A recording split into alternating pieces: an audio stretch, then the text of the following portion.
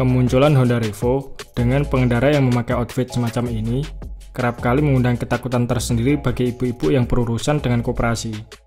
Mengingat ciri-ciri pengguna Honda Revo yang memakai jaket, celana panjang, sepatu hitam, sarung tangan berikut helm dealer, serta tas lempang yang biasanya berisi buku catatan kecil, identik sekali dengan debt collector koperasi, atau familiar disebut juga sebagai bank titil maupun bank pelejit.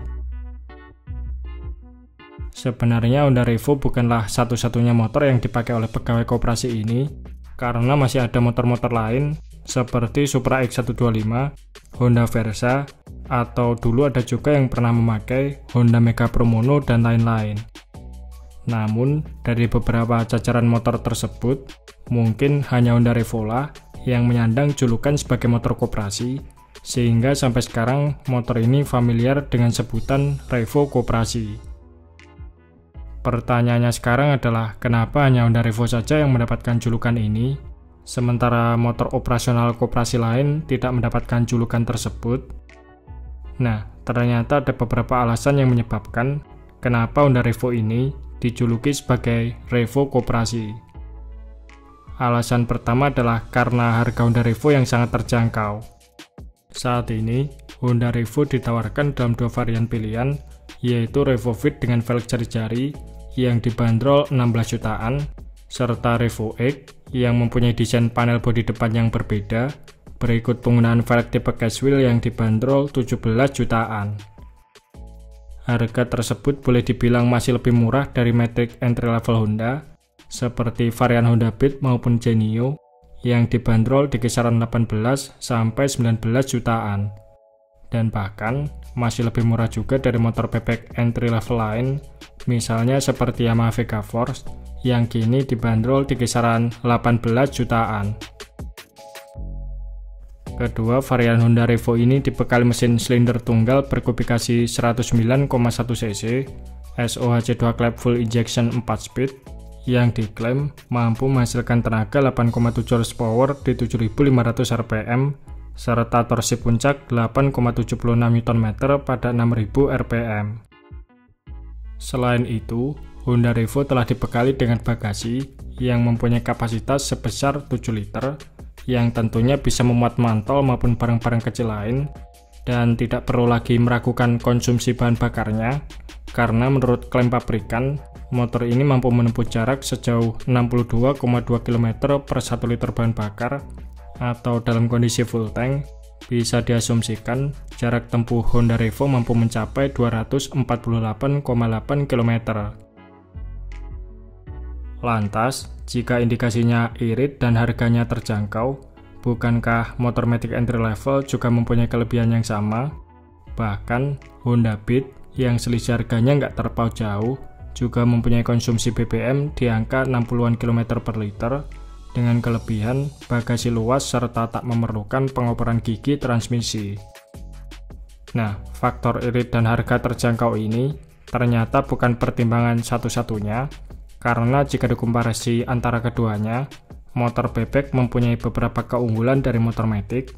Di antaranya adalah segi perawatannya yang lebih minim.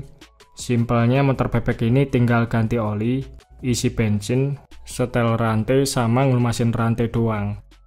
Sedangkan motor Matic memerlukan sedikit perhatian pada komponen penggerak roda belakang, seperti pada karet belt yang harus diganti sesuai jangka waktu yang ditentukan, kemudian penggantian oli transmisi, roller, dan lain-lain juga harus diperhatikan sesuai jarak tempuh yang dianjurkan. Kekurangan motor Matic berikutnya adalah tidak adanya komponen kickstarter. Seperti yang kita ketahui, Matic modern saat ini kebanyakan tidak mempunyai kickstarter sebagai komponen standarnya. Itu artinya, jika sewaktu-waktu aki tekor, maka otomatis motor tidak bisa dinyalakan. Belum lagi motor-motor Matic yang memakai kunci keyless, jika baterainya habis atau akinya tekor, maka tidak ada solusi lain selain didorong ke bengkel. Namun, berbeda cerita dengan motor bebek seperti halnya Honda Revo. Jika terjadi gejala aki tekor yang membuat elektrik starternya tidak berfungsi, masih ada beberapa solusi seperti diengkol memakai kickstarter atau didorong sambil memasukkan gigi transmisi.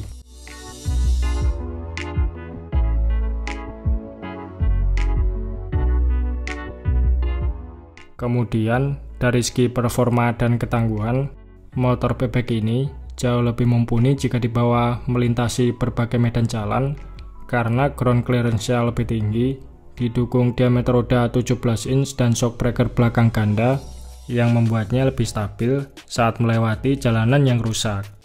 Mengingat medan yang dilalui pegawai koperasi ini nggak hanya jalanan kota yang mulus, namun juga menjangkau wilayah perdesaan dengan kondisi jalanan yang tak menentu.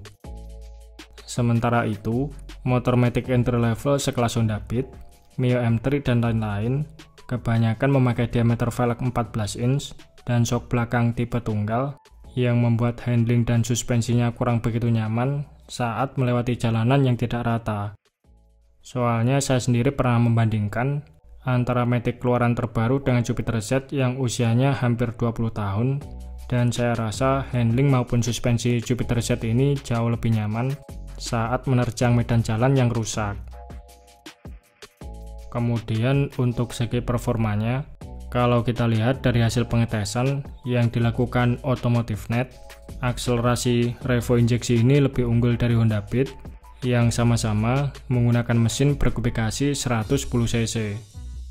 Tentunya, faktor performa mesin ini juga cukup dipertimbangkan oleh pihak koperasi karena mengejar nasabah yang kabur membutuhkan akselerasi yang kencang.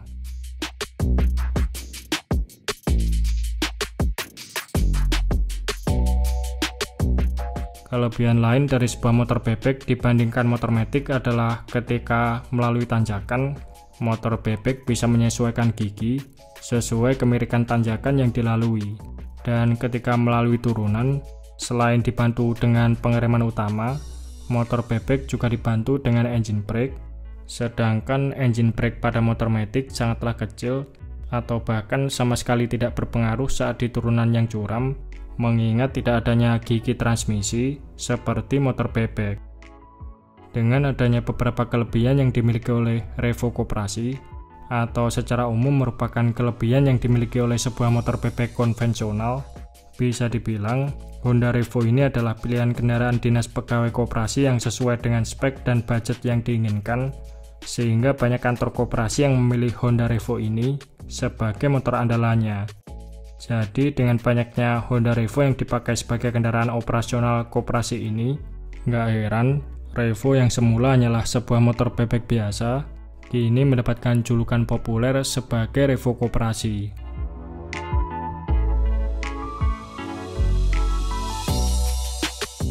Nah, kira-kira itu tadi beberapa alasan yang menyebabkan kenapa Honda Revo dijuluki sebagai Revo Koperasi. Oke, mungkin itu saja sedikit pembahasan kita di video kali ini. Terima kasih sudah menonton. Sampai jumpa di video-video Bang Rossi selanjutnya.